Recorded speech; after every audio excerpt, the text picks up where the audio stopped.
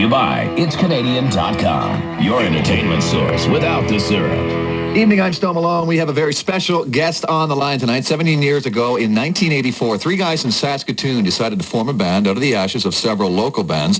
By 1986, the band was complete with the addition of the drummer. And over the years, they've toured with Duran Duran, Peter Frampton, The Fix, Robert Palmer, David Bowie, just to name a few. They defined Canadian music in the 80s and early 90s with hits like Teenland, Things I Do for Money, She Ain't Pretty, and Twister.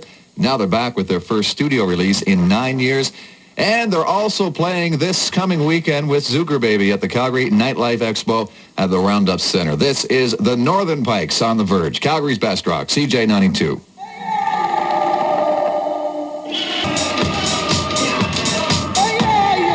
Calgary's best rock, CJAY92. That's Echo Off the Beach. Brand new music from the Northern Pikes. New CD is called Truest Inspiration. And on the line tonight from a lake somewhere in Saskatchewan, drummer Don Schmidt. How you doing, man? Good. How are you doing? I'm fine, thanks. All right, let's get right into it. Truest Inspiration, first studio release since 1992's Neptune. What the heck took so long? Well, we actually promoted Neptune until 93. We released a live record called The Gig in probably the fall of 93.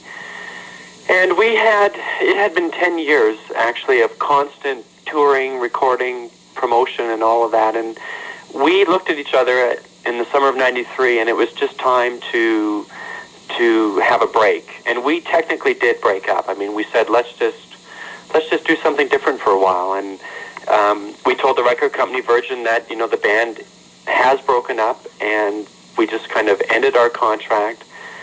And we all had we needed to work on our personal life a bit and spend time with family, because it was, like I say, 10 years of really concentrating on Northern Pikes. That was all that we did. We never had any other job or anything, so we really needed time apart, because the four of us were really good friends, and we were finding that, it was getting very, like, we needed a break, because we'd end up hating each other. Now, is that a word you guys would rather not describe the Pikes in 2001? Well, I mean, I don't know. I mean, I don't mind the word reunion, but what it is the band, Verge and EMI came to us in the fall of 1999 to release a hits record. And they were very, very good about it. They let us put together the booklet, our ideas, thoughts, songs, and all of that stuff. And then we decided after that, when that came out, that why don't we play a few shows across Canada and try to promote this like we did with every other record. And so we did that. Everyone's schedule just happened to work out. It had been 6.5 years since we were in the room together, the four of us, and we just started to rehearse, and it felt like 6 weeks had gone by, not 6 years. So, and then we took it one step at a time. We played 46 shows to promote that record, the hits record, right across Canada. And by about halfway through that, we started to put some new songs that the guys had worked on into the set. And we realized that, we should make a new record. I mean, things were going fine. All that time apart, we got to really, miss each other again. It was like fun. It was like friends back together again. And a whole bunch of time had gone by, and everybody played with different people, did different projects. I had a recording studio in my house. And so we realized that, it's fun to play with other people too. But by the same token, the Pikes, there's definitely a chemistry when the four of us write a song and work on a song together. So we're just trying to balance it, so everybody can do other things and still be in this band. And it is great to have the band back. The new CD sounds terrific. It is called Truest Inspiration. Where did that title come from? Well, it's a lyric out of Jay's song, which is called Beautiful Music. And we thought Truest Inspiration is kind of a neat thing. It's like kids, children, especially really young, like when they learn to talk, they say things without logic or without thinking, because they don't know about logic at 2 years old. And so we thought, when we saw the picture then of these mannequins in a storefront and the smile on their face, and that, we thought it all kind of worked. Like, we saw the picture and we thought, okay, Truest. We were looking through the lyrics of the songs, like what is catchy and what might be a good title.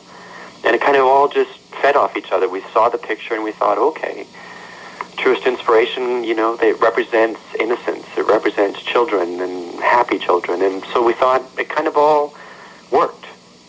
And, of course, the child mannequins is the artwork on the cover of the CD. Also, still talking about that, when I first opened the CD to check out the lyrics, right? They're I was a not little frustrated.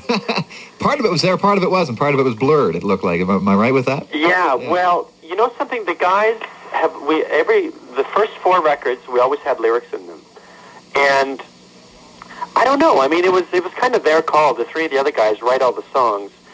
I'm the drummer in the band. So it was kind of like a decision, well, what do you think? Should we put him in again? And Brian felt a couple of his songs, when you look at words on paper, they kind of didn't seem that strong to him. He thought, well, some of them seem kind of stupid unless you actually hear it in music. So the kind of thought was, well, let's just, why don't we do it this time without him and see what happens. Maybe people will listen harder to actually hear what's being said. I don't know. It's just kind of, we did it this way for this record, and maybe next record we'll put lyrics back in. All right. I'm still Malone on the phone tonight with Northern Pikes drummer Don Smith. Now, there's a couple of tracks on the new album that actually predate the birth of the Northern Pikes, including Color into Color. You want to give us the background to that track? Well, that song is actually going to be the new single, coming out probably by the middle of April. It's Merle, Jay, and I played in a band called The Idols it started in 1979, 1980, and Color into Color and Little Boy Kelly from this newest record, Merle wrote those, I think, in about 1982 at the latest, maybe 81. And they were songs that for Jay, he kept remembering and saying, why don't we look at those songs again? And so we had rough tapes of them from way back on cassette from all those years ago, and they just seemed like songs that needed to be put out. I can't say it in any other way. We just felt strongly about them. And it's kind of weird because they're 20 years old for us. When I hear it, it brings back all these memories. We had a guitar player, Neil Morgan, who was a part of that band, who was killed in 1984 in a car accident. So, Neil is part of those songs. He has a co-write with Merle on Little Boy Kelly. Mm-hmm. And it's nice now that his wife and family will, in his estate, if there's money made from that song, Neil will actually make some money from it. And so that we feel good about that. He was as good a friend as the rest of us, so it's interesting. They're old songs that still stand up today. Very interesting. And why don't we hear one of them right now? This is one of those 20-year-old tracks. It's called Color into Color. It's on the Verge, Calgary's best rock, CJAY92.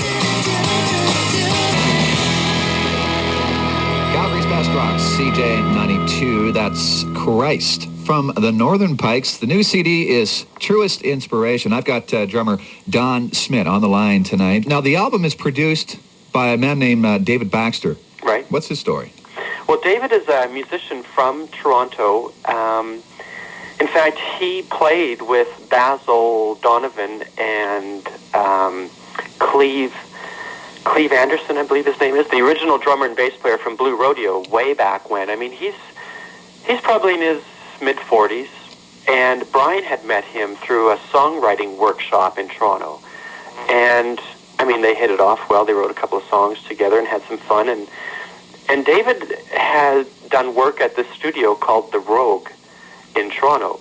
And it was he showed us the studio, and it all made sense. And the neat thing about the studio, I should say, is James Paul, who runs The Rogue, he would let musicians store equipment there with the agreement that if people wanted to use, say, a Leslie speaker or a certain guitar or a guitar amp or percussion, that people could use that. Uh-huh. So when we walked in there and saw all these instruments laying there and we're able to use them, it just made perfect sense. Okay. To have all that there. And this guy brings lots of experience with him to the table. Well, exactly. And David played the odd instrument on the record. He played a little bit of bass, some acoustic guitar, and some piano. And producers, we just look for somebody that we can get along with and someone that understands what we're trying to do. And it seemed that David, right off the bat, understood. Now, tell me about the album Truest Inspiration. While it is obviously a Northern Pikes record, I am hearing some new sounds. Well, yeah. We had Melanie Doan come in and sing the do-do-do-do part in Color into Color. Yeah. Because we wanted a female voice there. And we thought, who do we want? And, David knew Melanie. So he called her up and she came, and it was that simple. We had Jack Lentz, who did work with Jay on Due South, the series, the television series. He came in and played some piano. And so that helps to make the sound different because I mean, they can do things that we can't do. Okay. Same with Bob playing pedal steel. Other than that, I think it seems like the logical progression for the Pikes, this record. It seems like our fifth record, and I don't know that it sounds all that different, although we're too close to it sometimes. I mean, we just try to do what we honestly think is being honest to ourselves. We're writing songs that we feel good about. Going to get you to jog your memory here a little bit. You got a best gig or worst gig kind of story from over the years, from the past 17 years? Anything come to mind? Anything stick out? They've all been good, right? Well, yeah, I mean, but some, some are better than others. I mean, that's just, the way it goes. Yeah. Best gig, worst gig. Well, playing in front of David Bowie at the C&E in Toronto was a pretty good gig. That had to be a highlight. That would be a highlight. I'm still Malone on the line tonight with Northern Pikes drummer Don Smith. Let's go back to the new album. It's called Truest Inspiration. Right now we're going to hear a song called Swirl. It's on The Verge, Calgary's best rock, CJAY92. Calgary's best rock, CJAY92. The song is called Swirl from the Northern Pikes. I have drummer Don Smith on the line this evening. Don, you think that track we just heard is destined to be a signature Pikes tune?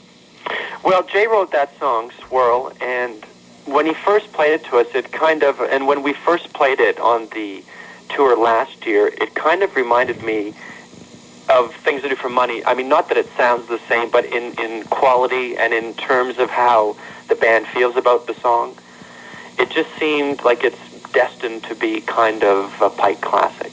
All right, well, you know what? It's great to have you guys back. Brand new music. It sounds terrific. Thank you so much for the conversation, Don. Thanks, Stone. It's been a pleasure. And don't forget, you can check out the Northern Pikes along with Zucker Baby this coming weekend at CJ's presentation of Calgary's Nightlife Expo at the Roundup Center. I'm Stone Malone. That's it for now. We do it all over again next week. We check out some of the best in Canadian music. We do it one band at a time. We call it On the Verge. Another 30-minute rock ride with JD starts now to CJ92.